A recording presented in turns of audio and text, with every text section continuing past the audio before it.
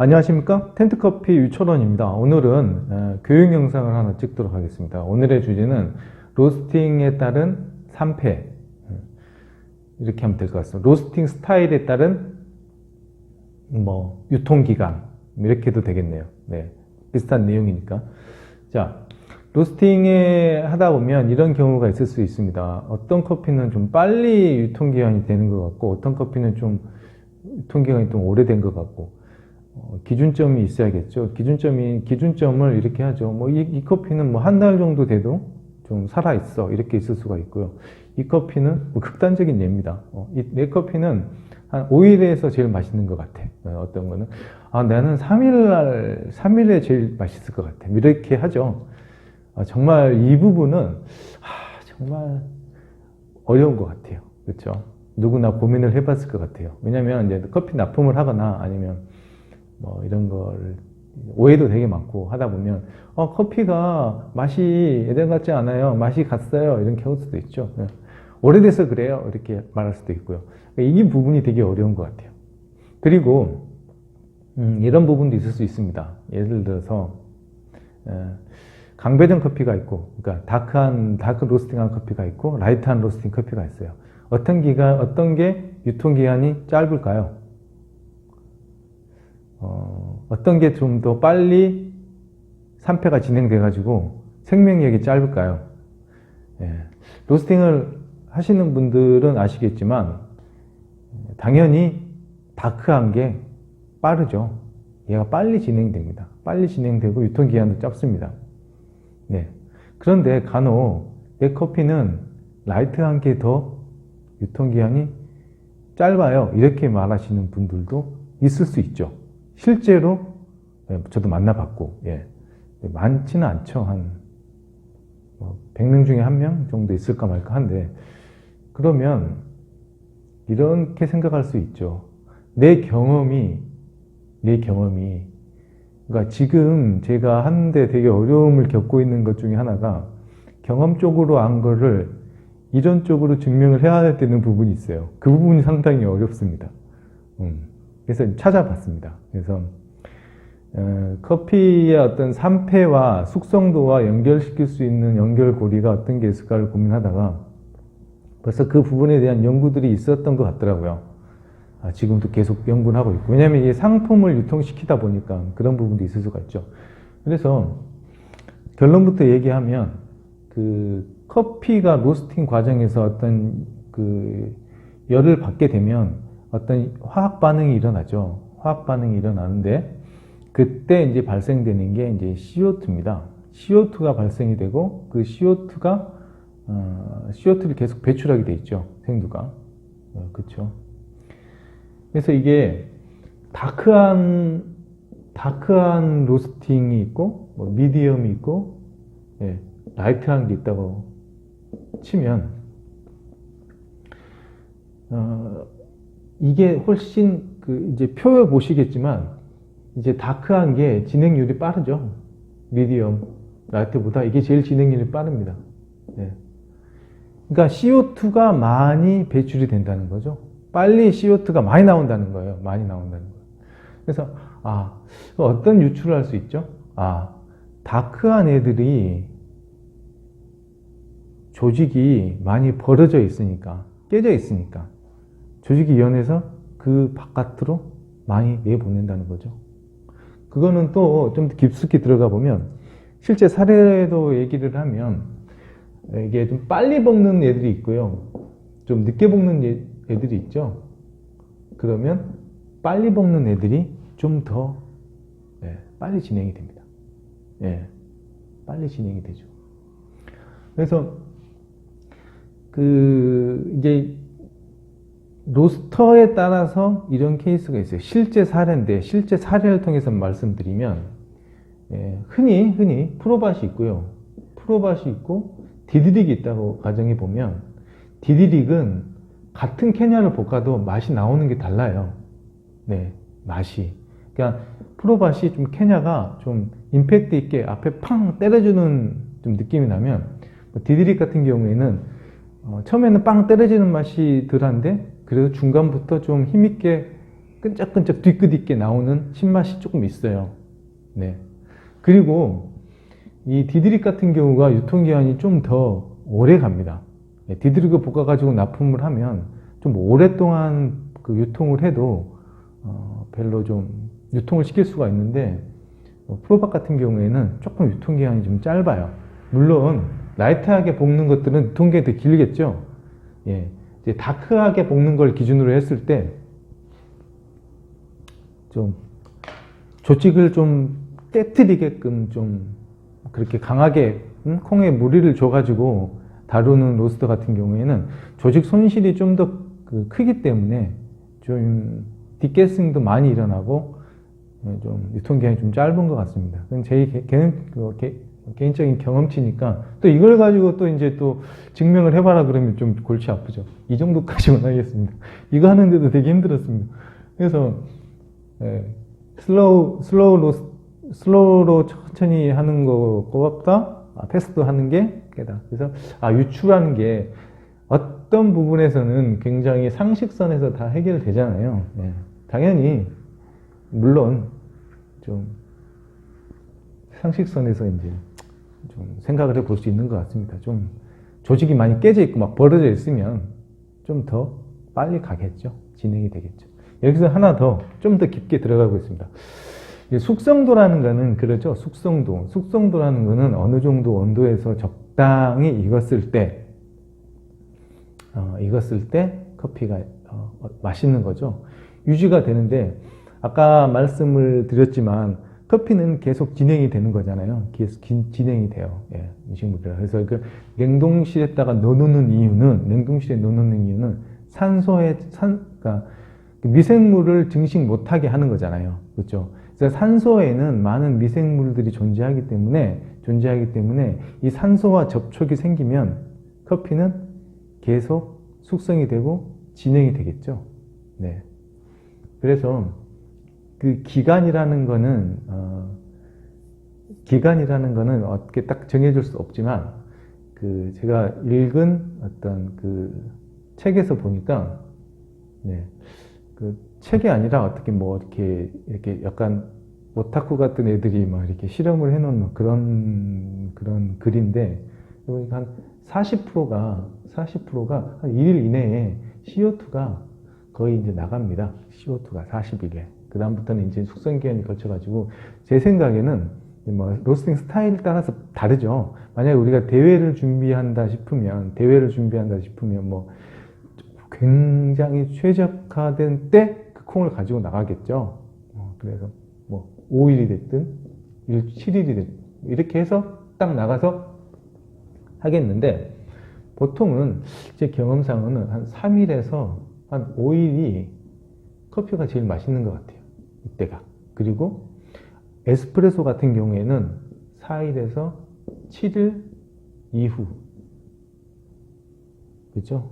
예. 이건 그 관능적인 부분이라 수치로 나타낼 수가 좀 없어요. 이 왜 3일이 몇 프로 맛있냐, 왜 맛있어야 이런 얘기까지 나올 수 있으니까. 그죠? 이거는 그냥 빼고 한 4일에서 7일 이후가 가장 이제 에스프레소 같은 경우에는 진짜 한 5일 이후 좀 오래 놔둔다가 가스가 완전히 좀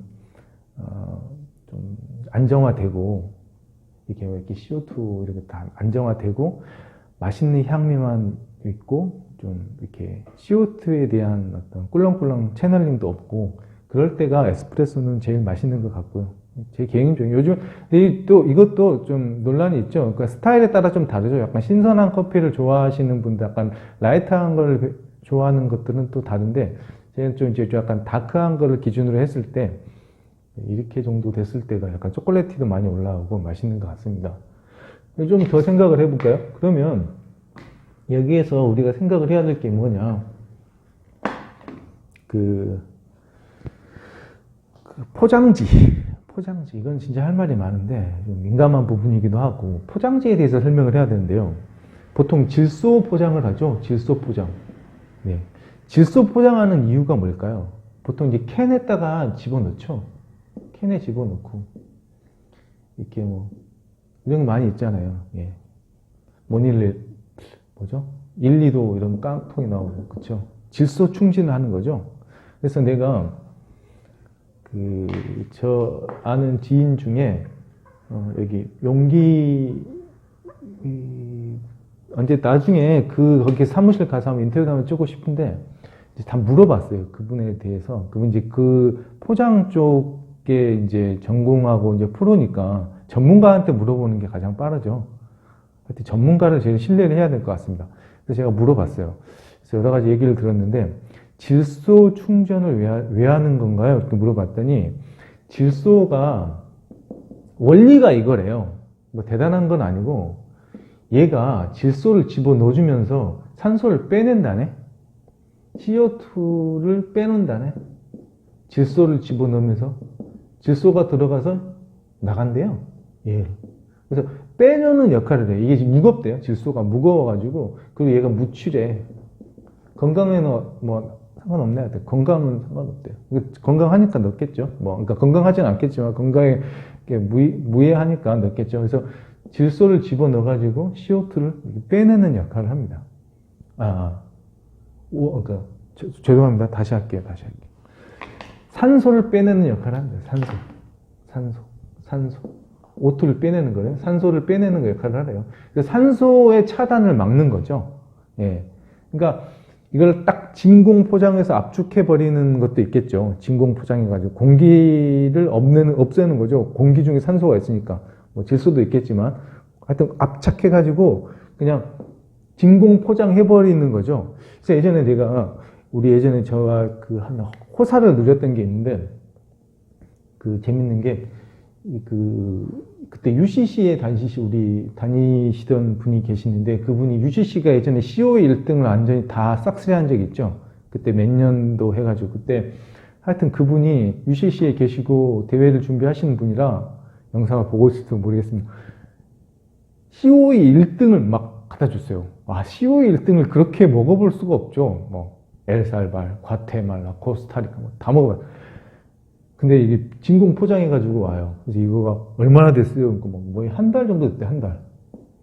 근데 먹었는데, 진짜, 뭐 맛있는 거야, 정말 하여튼 말로 표현할 수 없죠. 맛있는데, 그러더라고요. 이게 한 달, 두 달 이렇게 이게 진공 포장하면 가지고 있는데, 그분이 얘기하신 이게 개봉을 하면 빨리 드셔야 된다, 빨리. 확 간대.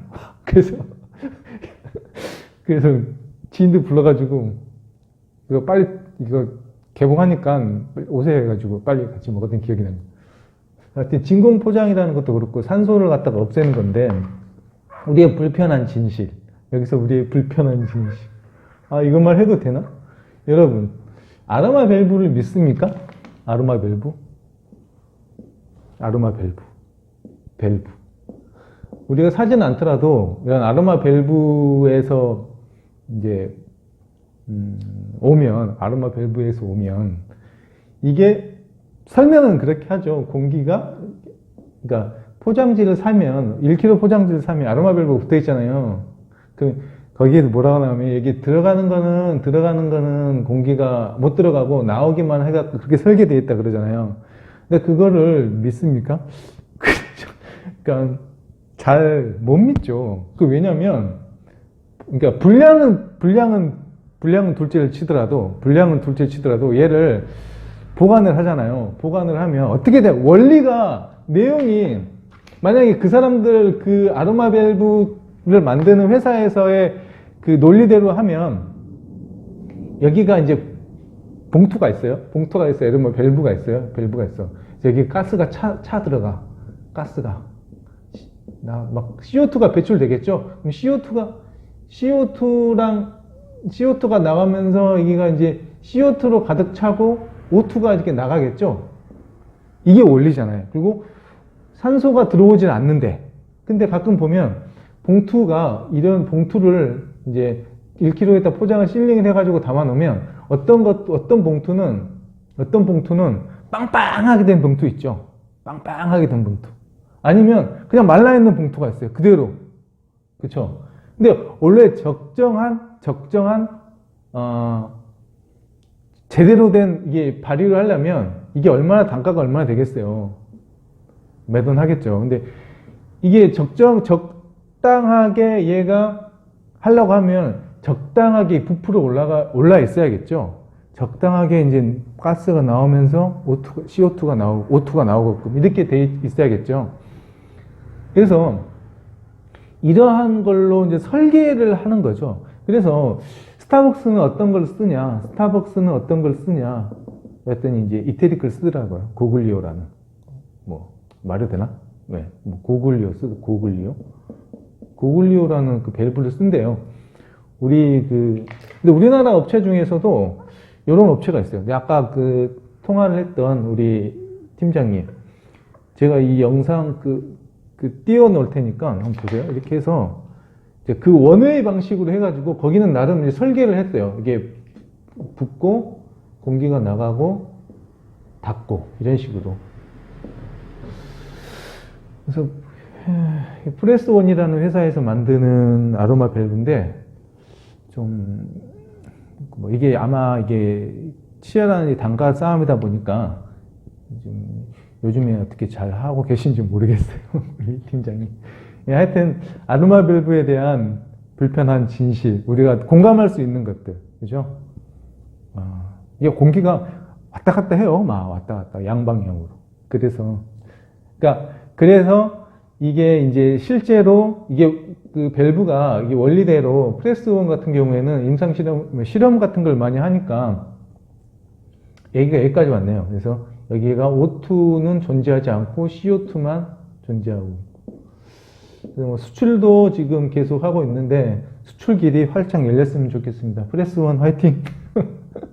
네, 고맙습니다. 하여튼 나중 가니까 이제 잡설이 됐는데, 하여튼 이 정리를 하자면, 오늘 내용을 정리하자면, 로스팅 스타일에 따른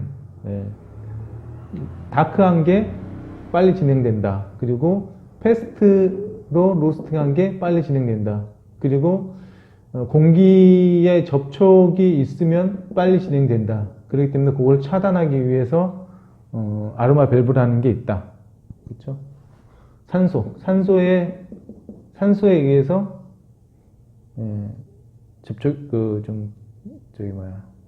산패가 이루어진다. 그래서 오해들이 되게 많은 것 같아요. 그래서 커피 기름이 산패를 일으킨다라고 이렇게 충분히 생각할 수도 있는데, 다들 이제 자기만의 어떤 방법대로 이해를 하니까, 하여튼 우리가 찾아볼 수 있는 거는 아까 말한 디캐싱 그 정도 찾아볼 수 있으면 될 것 같습니다. 감사합니다.